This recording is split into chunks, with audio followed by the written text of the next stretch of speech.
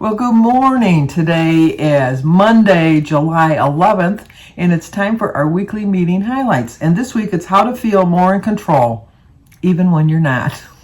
I really do think that Weight Watchers has got some kind of like spyware in my house. And so that they're going to figure out what the topic should be that's going to relate to me, because this topic hits home in more ways than one. Well, we always start off with how I did the previous week, and this is where I show you what I did. But this week I have no intentions of getting on the scale. I had a pretty good week, not the best week, not a perfect week by any means. But if you watch my daily vlog, you know that on Friday, well, it started a week ago on my anniversary. I tripped, twisted my ankle, and then landed on my foot wrong. And on Sunday morning, woke up, I could hardly walk. And then I went to the foot doctor on Friday, this previous Friday, and they diagnosed me with plantar fasciitis, something painful, whatever it is.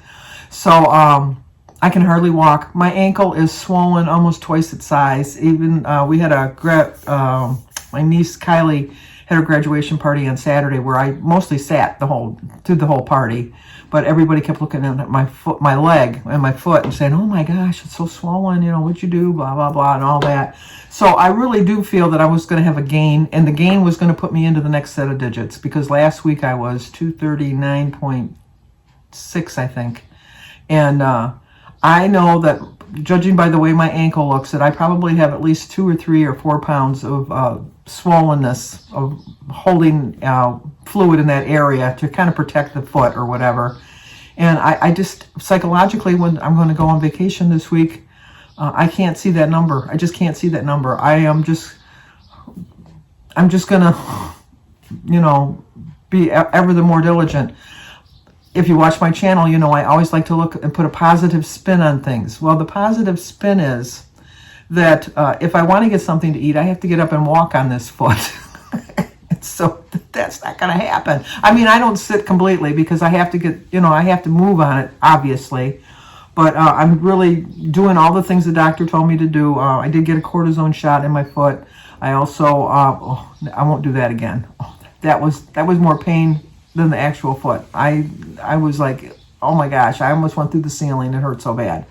Not going to do that again. But the other things that he had recommended was he put some arch supports in my shoes, which I have in my shoes. He told me not to walk in my bare feet. Easy enough to accomplish that, because I can't. It hurts so bad if I don't have the support of my of the arch in my foot and my shoe. He also told me to take some Aleve, ibuprofen, to roll my foot over a frozen water bottle every couple of hours, which I've been doing, and it does kind of relieve the pain for that. And just to stay off it as much as possible. And he did tell me that when you stay off of it, once you get on it, it's going to hurt really bad until you get moving again. But so I'm following all the doctor's instructions, and I'm going to go from there.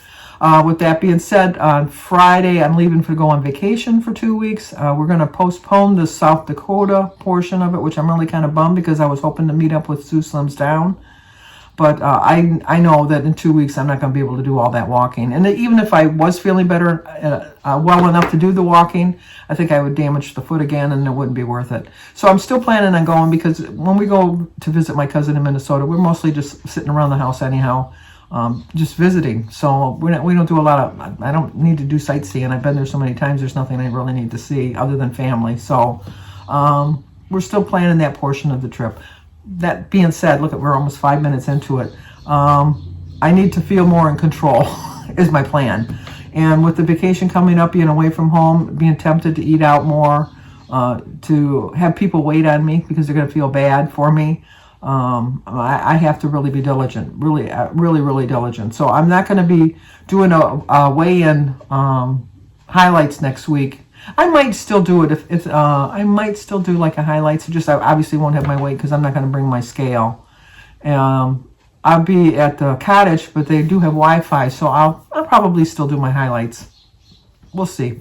But I do plan on doing my daily vlog, hopefully. So. Okay, all right, Sandy, you're now 5 minutes in. Let's get moving. So how to feel more in control when you're not. life can go from I totally got this to what the, we won't say that word, in an instant. Here's how to reset your course. Now mine is not so much because of my eating getting out of control, but because of my food issues. So my life has changed, and that's the whole point. I think, before, I haven't read this article yet, but I think the whole point is that sometimes things are not in your control. I mean, I think a life would be very boring if everything was exactly what you thought it was going to be. I know Joan, I'm talking to you. I know you got a list for everything. I know this. But just because she has a list doesn't mean that something doesn't go out of whack sometimes and she's got to make adjustments on it. That's life. That is life. If everything went perfectly and smoothly and nothing ever went wrong, it'd be kind of boring, in my opinion. It really would. Sometimes I think you need that little jolt in your life to appreciate the things. I appreciate walking. I haven't been able to go for my walks in a week now.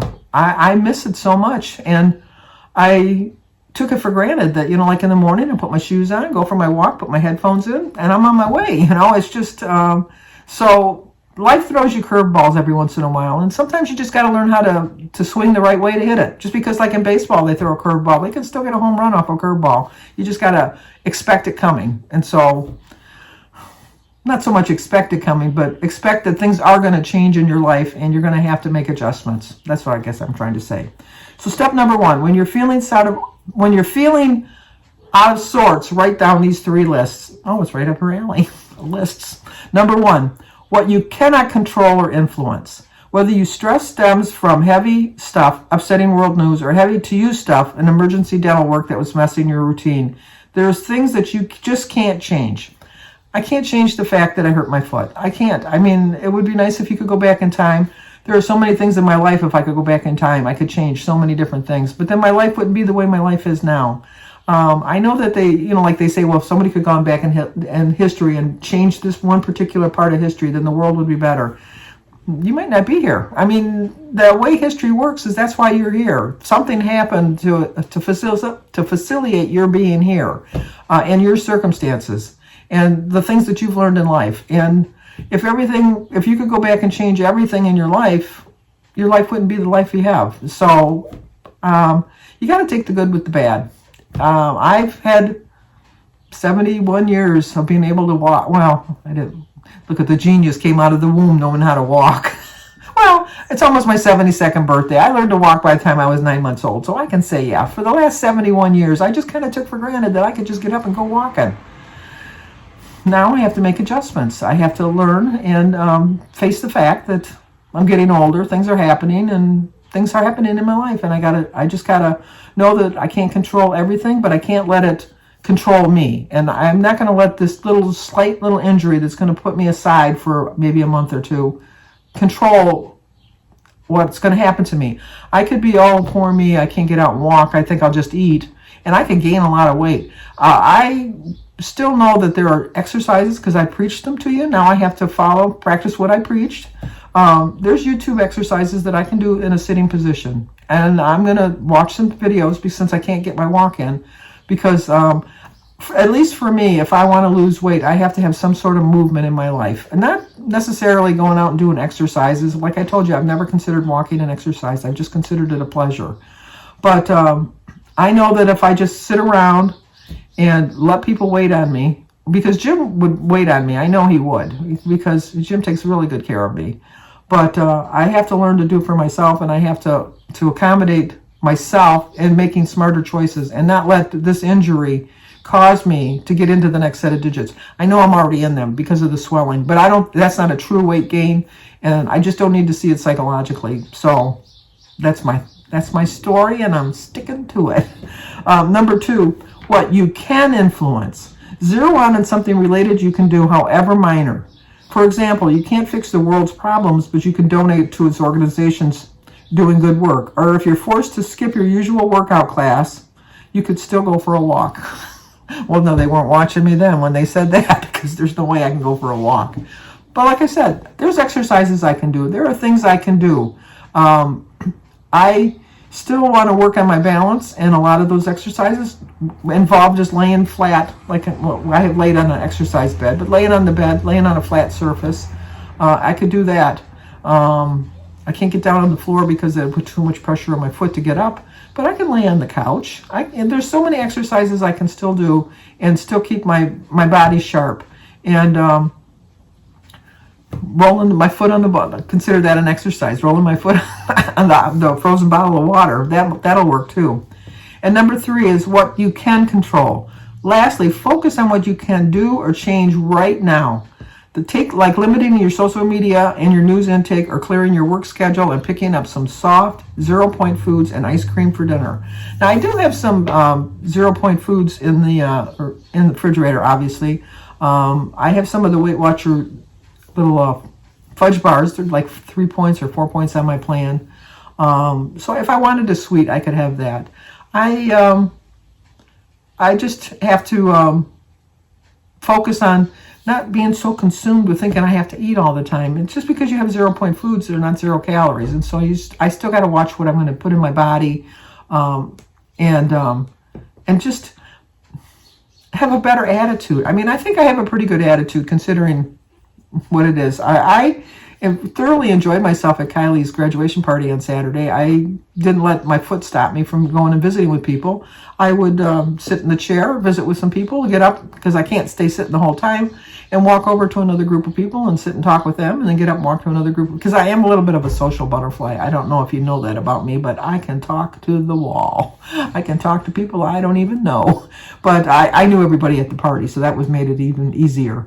But I'm not going to let this injury sideline me. I'm not going to let it sway me. I have I'm probably going to miss 3 weigh-ins, because I'm going to be definitely gone next Monday, definitely the following Monday, and probably the 3rd Monday. So in a month, I'll probably weigh in a month.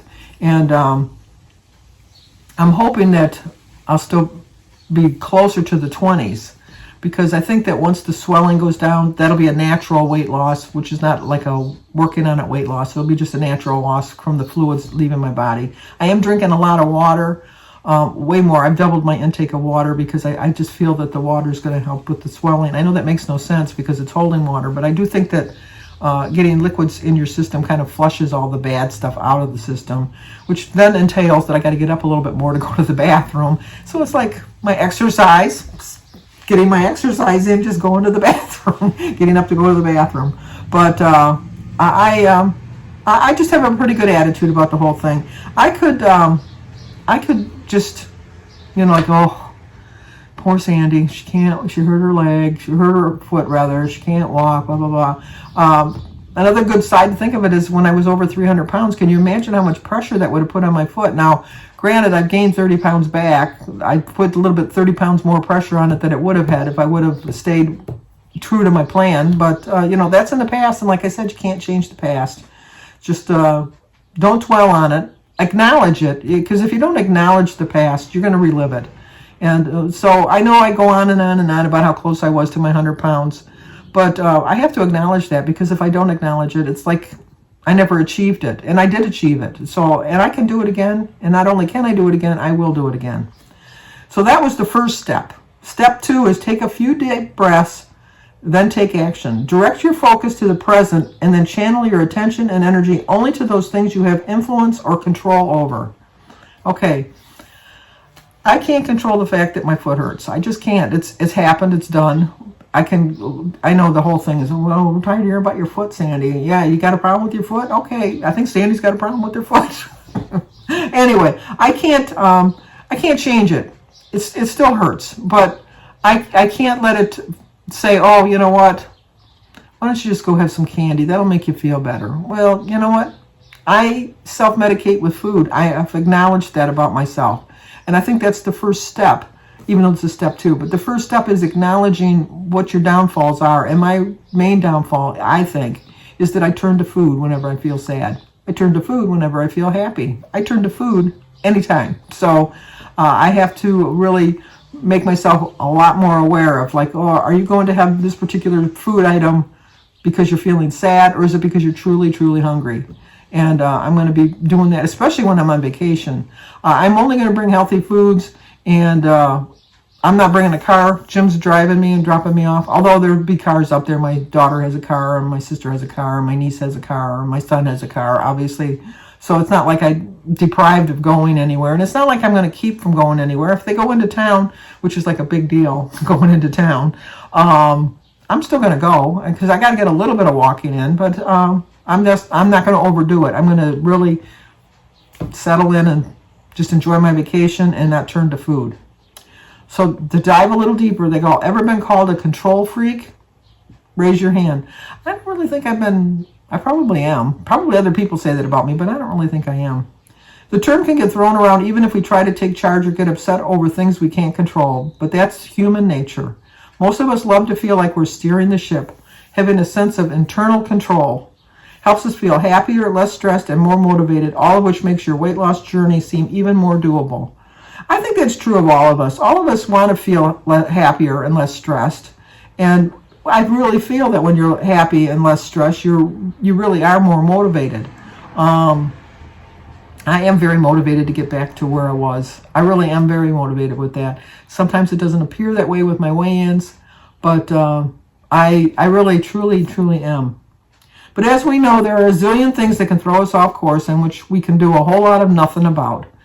The more we dwell on them, the more stuck or adrift we might feel, like nothing we do matters.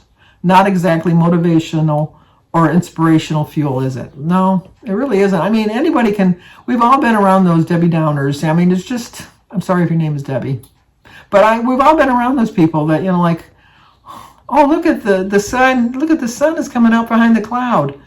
Oh yeah, but it's been a cloudy day all day. It's like, you got to look at the good things in life. If you really, truly, no matter how bad your life is, there's got to be, I would hope, there's got to be something that's happy in your life.